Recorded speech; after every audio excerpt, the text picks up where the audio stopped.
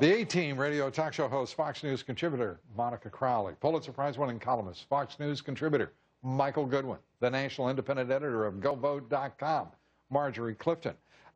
Well, let's get it going. The Democrats love this president so much they want to put his face in place of 50 stars. Right. What's the deal? Well, look, Lou, back in 2008, there was this cult about, the Messiah and everything, and yes, the one, dear leader, and it's still there. It's still under the surface now. I think they've recognized that what a problem it was that the leadership of the campaign, but it gives a whole new meaning to standard. That's right. Yeah, I mean, that is so dangerous, I think, for not only them but for the country of America. This is a bad idea. And of course, the veterans who have seen this flag were outraged, as they rightfully should be, and they were saying, we have fought for this flag, and to desecrate it in this way by putting a president's image. I mean, nobody has ever dared to do this before, right, except for Obama's supporters, not Obama per se, but his supporters. And veterans really made a stink about this, and they brought the flag down. Well, and what about the idea here, Marjorie, that 200 U.S. Marines are disarmed because the Secretary of Defense has arrived? What a just utterly insulting, disgusting, stupid move it seems to me they made. Well, I think that, Panetta arrived, I think, at a very opportune time to begin discussing how we're going to handle the situation with Karzai in Afghanistan. But I think that what's happening in general, I mean, nobody... No, I don't mean general. Yeah. I'm talking about insulting U.S. Marines and disarming them because, the Secretary of Defense, the general, the commanding general said there's a very important man in that room. There was a time in the Marine Corps, there was a time in this country that important man, in this instance in the Marine Corps, would have been every Marine in that room. That's right. That is just a disgusting attitude. I am so outraged. I'm right there with you. This is an unprecedented move to strip United States Marines of their weapons in a combat zone. Right. Unprecedented. But diplomacy requires understanding. And diplomacy, hell, these people have been at it for 11 years. They don't know their... But we're there to protect. We're there to create a stable situation, and we're looking for the right opportunity. You really believe that that's a rational act to disarm those Marines in front of the...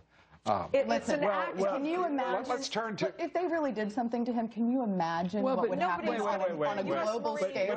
Marjorie, you don't even want those words to fall from your lips. You're talking about United States Marines putting their lives on the line for every citizen in this country, including the Defense Secretary.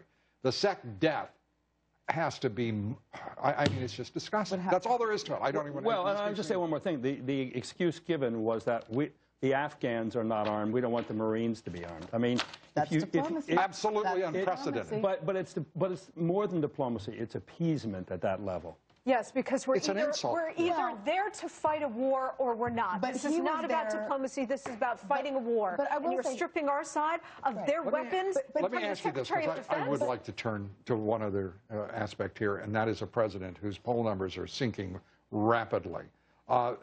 And he is saying that he doesn't want to hear people talk about drilling anymore. There are no short-term solutions. Who does this guy think he is in this election year? Well, he doesn't want to hear. We're talking about gas prices. Presidents don't set gas prices. Global markets set gas prices. Let me write that down. No, that's a good one. Use that. And truly, over the past 25 years, every spring this happens 14 different times over the past 25 years in different administrations, both Republican and Democratic. Gas prices have risen around this time.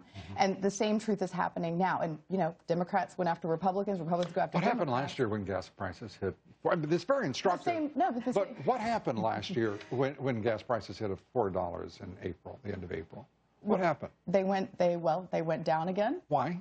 Well, because when the spring and the summer hit, it's high travel season. Spring, summer collide. Well, it's all supply and demand. I mean, demand goes up in the summer and spring months. No, actually, it's not, because demand right now is at a 15-year low. Supplies are higher than it's ever been. We're a net exporter of fuels. That's what's different from any of those previous 15 times you referred to.